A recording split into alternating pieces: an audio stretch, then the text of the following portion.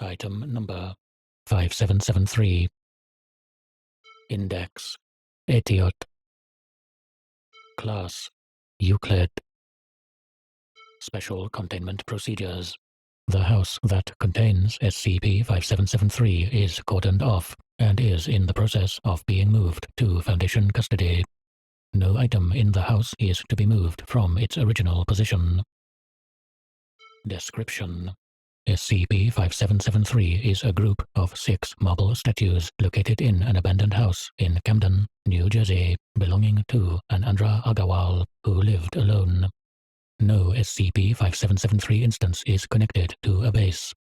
Each statue is a crude, Greco-Roman representation of a human figure in varying shapes, ages, and sizes. The craftsmanship of SCP-5773 instances is imperfect. Many parts of each statue are unsanded, chipped, or have a fluid-like form as if melting. Each statue is capable of movement and speech, and can manipulate objects within the house's boundaries. Despite this, no instance of SCP-5773 reacts to any new object or stimulus placed within their environment, suggesting a lack of sentience. Every SCP-5773 instance will go through a specific routine every day from 3 to 6 p.m. At the end of this time, SCP-5773 will return themselves and manipulated items to their original positions and freeze.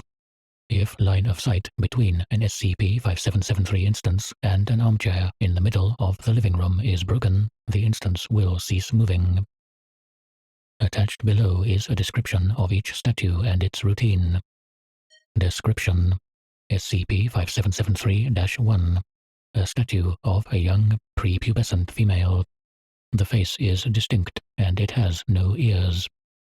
Routine: the instance walks into the main living room of the house from the hallway connected to the kitchen. It then greets the empty armchair and retrieves a copy of Diary of a Wimpy Kid from a nearby bookshelf and reads it. Description: SCP-5773-2.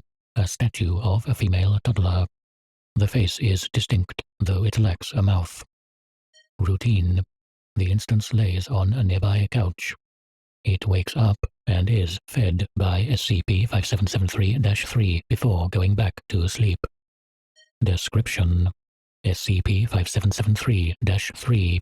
A statue of a middle-aged female. The face is indistinct, and it has 4 arms that end in stumps. Routine: the instance cooks roti in the kitchen, frequently putting its limbs into the stove, and sets the table. It then feeds SCP-5773-2 and heads to the armchair, attempting to lift an unseen object up and guide it to a nearby chair. It attempts to pick up a plate and place it on the table, but drops it due to an imperfection. It later attempts to pick up the plate from the table and returns to the kitchen. Description: SCP-5773-4. The statue of an elderly female. The face is detailed. Routine: the instance yells at the nearby armchair before SCP-5773-3 and SCP-5773-4 attempt to guide an unseen figure from it, causing SCP-5773-2 to wake. It is stopped by SCP-5773-5 and goes upstairs, freezing halfway up. Description: SCP-5773-5. The statue of a young adult male. The face is detailed, and it is not sanded under its chin. Routine: it sits nearby the empty armchair, placing a hand just above the chair's arm. The instance then retrieves 2 glasses of water at 3:59 p.m., placing them both on a nearby coffee table. Returning to its original position, it occasionally nods and pats the air with its free hand. Once the SCP-5773-3 approaches the chair, it assists in guiding the unseen object, and sits next to the plate placed by SCP-5773-3. It then collects the glasses and puts them in the sink, sitting down again. Description: SCP-5773-6. The statue of a large lion. Is brightly colored, and appears to possess a degree of incorporeality.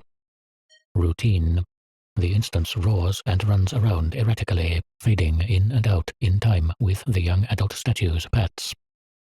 Mr. Agarwal, a sculptor, died approximately 2 months after presumably constructing SCP-5773. Cause of death was found to be a buildup of Lewy bodies within the brain.